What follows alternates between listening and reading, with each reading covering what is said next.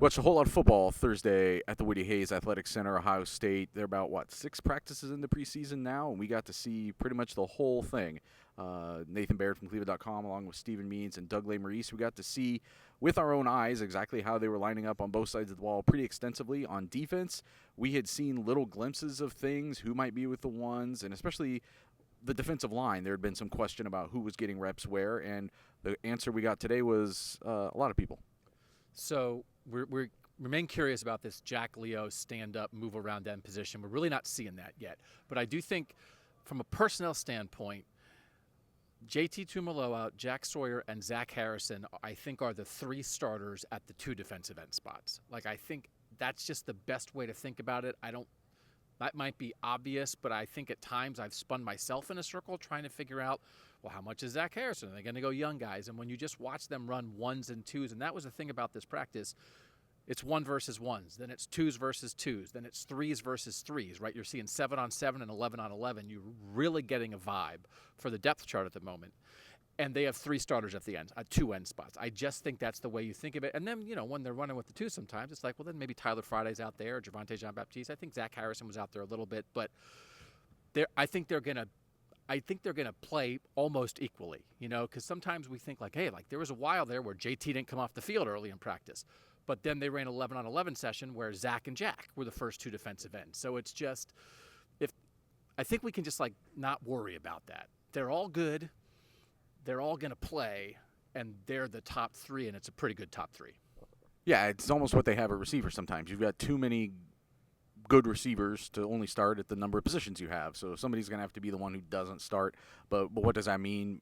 Probably nothing, as you're saying. It's probably a good thing for Ohio State in the long run. I was keeping an eye on the cornerback room today because we knew that there was a depth issue there. Jordan Hancock, he was at practice today, but wasn't really practicing. He was just here for stretching and then came back into the Woody to do other stuff. But some good plays from J.K. Johnson. They just had a freshman in Jair Brown who lost his black stripe. So they're going to need young guys for at least depth on this team this year. They've still got Cam Brown, who's on a little bit of a pitch count. He was in and out today. They've obviously got Denzel Burke.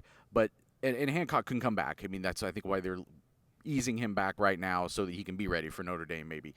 But these young guys are going to have to be something, and the right guys are making the right progress. You're hearing good things and seeing good things about the guys who need to be doing something to help kind of bring up the bottom end of that room. Can I interrupt in the corners real quick? But also, a guy who ran with the number 2 corners all day and made a few plays is Lloyd McFarquhar, who's a walk-on. So they also had walk-ons playing second-team corner because they're just still a little light there. And you're right, but also they're still a little light. Right, because Cam Brown is on a pitch count, because we didn't see Ryan Turner out there, another freshman, doing a whole lot. So, yeah, you're right. That is a factor that's still happening there. Jake Seibert was out there actually in some of the 11-on-11 stuff, I think, or 7-on-7. So it is a factor. If it's still a factor as you're getting ready for Notre Dame, then it really is a problem. Stephen, what kind of jumped out to you on defense? I'm just going to keep moving backwards on the defense and go to safety now. It's very clear that Josh Proctor and Ronnie Hickman are the two deep safeties at this point. That nickel spot is interesting. One, because what we talked about on the pod with Court Williams is the bullet back, but also, can Lathan Ransom do some of that stuff? And what does that mean when you're having to cover a guy like Michael Mayer from Notre Dame? You saw him out there sometimes in that spot. You saw Court Williams in that spot. If Tanner McAllister is a starting nickel, that almost doesn't mean anything depending on who you're playing, because it felt, from the way Jim Knowles talked about Court Williams and Lathan Ransom, and then what I was able to see in these little moments, especially during these team periods and these 7-on-7 periods, there were moments when it was Lathan Ransom and Court Williams covering a tight end. Which we know, if it's going to be that, it's a different style of player. When they were more in the more traditional 3-receiver set and they had the nickel out there, it was Tanner McAllister, but sometimes it was Cam Martinez, which is a continuation of that battle that we thought's interesting. So there are multiple dudes kind of in that 11th spot on the defense. Still some things moving around. We'll keep as much of an eye on it as we can. I think we're only scheduled for one more viewing period, and that is Monday morning.